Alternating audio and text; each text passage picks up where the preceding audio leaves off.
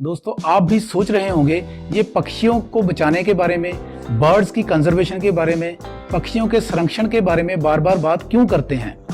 तो दोस्तों आइए पक्षियों के बारे में कुछ अमेजिंग फैक्ट्स और हमारे लिए ये क्यों जरूरी है जानने के लिए बने रहिए मेरे साथ वीडियो के अंत तक। स्वागत करता हूं आपका मेरे चैनल दिमाग खोल पर। यहाँ हम टाइम टू टाइम माइंड को डेवलप करने की और नेचर से रिलेटेड ऑथेंटिक एंड साइंटिफिक जानकारी आपको प्रदान करते हैं। अगर आपने हमारे चैनल को सब्सक्राइब कर लिया तो धन्यवाद। अगर अभी तक चैनल सब्सक्राइब नहीं किया तो कृपया इसे सब्सक्राइब कर लीजिए, क्योंकि हम यहाँ पर ऐसे ही इंपॉर्टेंट वीडियोस लेकर आते रहते हैं। चलिए बात करते हैं कि हम बर्ड्स के बारे में बार बार बात क्यों करते हैं। उम्मीद करता हूं कि इस जानकारी को हासिल करने के बाद डेफिनेटली आपका जो पक्षी प्रेम है, बर्ड्स की तरफ लव है, वो एक स्टेप आगे बढ़ जाएगा। तो 3 स्टेप में दोस्तों बात करूंगा। सबसे पहला पॉइंट है बर्ड्स कंट्रोल पेस्ट्स। ये कीड़े मकोड़ों को खाकर कंट्रोल करते हैं और एक सर्वे के अनुसार 400 से 500 मिलियन जो पेस्ट्स हैं वो पक्षियों के द्वारा चट कर लिए जाते हैं एक साल में।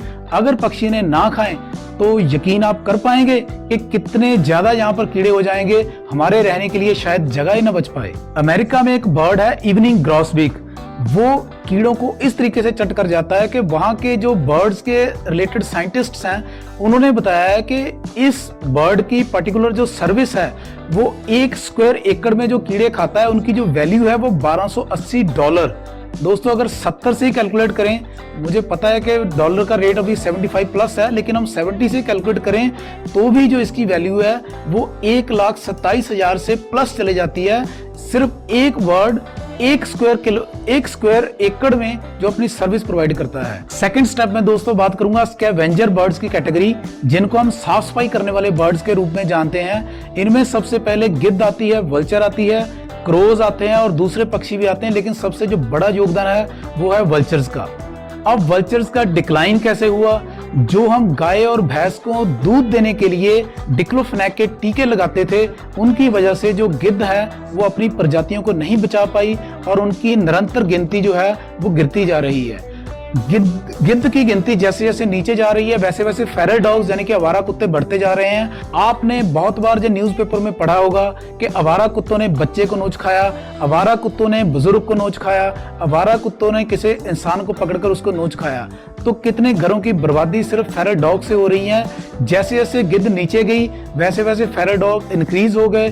दोस्तों एक रिसर्च की बात करना चाहूंगा जो 1994 से 2006 के दौरान बर्ड्स के रिलेटेड साइंटिस्ट ने की। उन्होंने कहा कि जो वल्चर डिक्लाइन की वजह से फेरल डॉग इंक्रीज हुए, उनकी वजह से जो रेबीज के केसेस हैं वो नॉर्मल से 47,300 रेबीज के केस बढ़ गए और इतनी डेथ्स ज्यादा हो गई।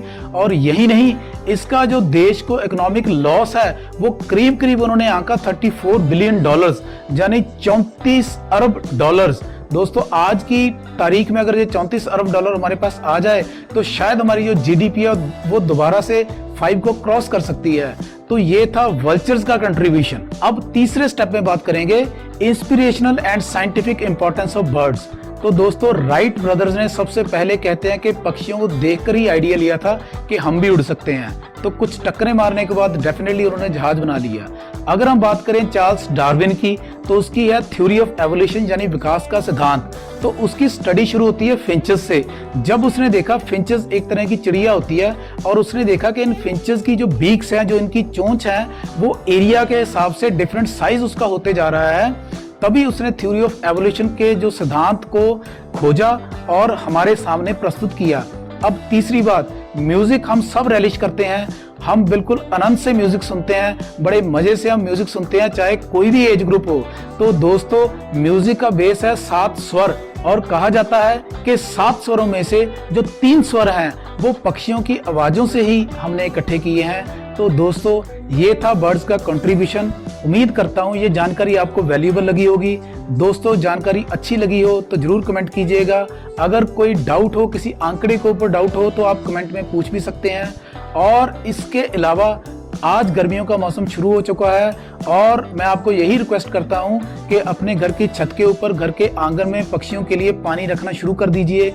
अगर हो सकता है तो इनके लिए हम मिट्टी के या फिर लकड़ी के किसी भी तरीके के घोंसले भी अपने घरों में लगा सकते हैं। अपनी इन्हीं छोटी छोटी एफर्ट से हम पक्षियों के संरक्षण की तरफ, बर्ड्स को कंजर्व करने की तरफ एक कदम आगे बढ़ा सकते हैं। और दोस्तों, पक्षियों की बेहतरी के लिए इस वीडियो को अपने नियर एंड डियर्स के साथ, रिलेटिव्स के साथ, दोस्तों के साथ जरूर शेयर करिएगा, इसी शुभेच्छा के साथ कि आपको जानकारी पसंद आई होगी और पक्षियों के संरक्षण की खातिर आप इसको जरूर शेयर करेंगे। मैं आपका दोस्त अमनदीप सिंह आपसे इजाजत चाहता हूं।